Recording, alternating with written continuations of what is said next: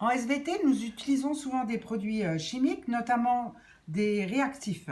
Aujourd'hui, je vais vous présenter un réactif qui s'appelle l'eau iodée.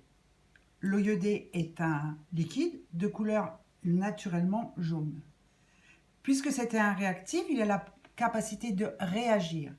Et il réagit avec un produit qu'on appelle l'amidon, qui est une substance qui appartient à la catégorie des sucres lents, que vous appelez aussi féculents.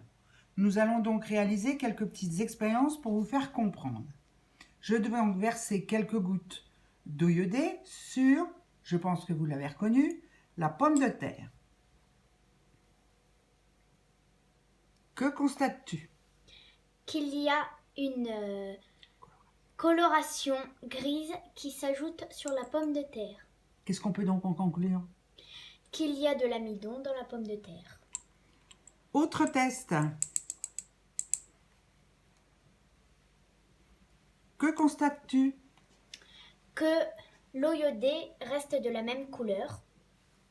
Donc, il n'y a pas d'amidon dans le sucre.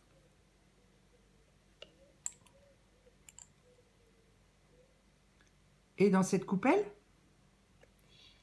qu'est-ce que tu vois? L'eau iodée devient noire. On constate donc qu'il y a de l'amidon.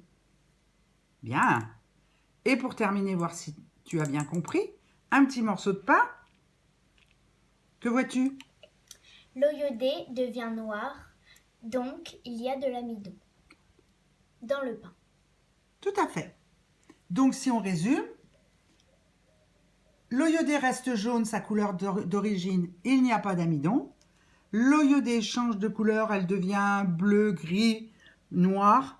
À ce moment-là, on peut en conclure qu'il y a de l'amidon dans le produit. Cette expérience-là, nous allons la réaliser sur des feuilles de géranium, c'est-à-dire sur les feuilles d'une plante verte.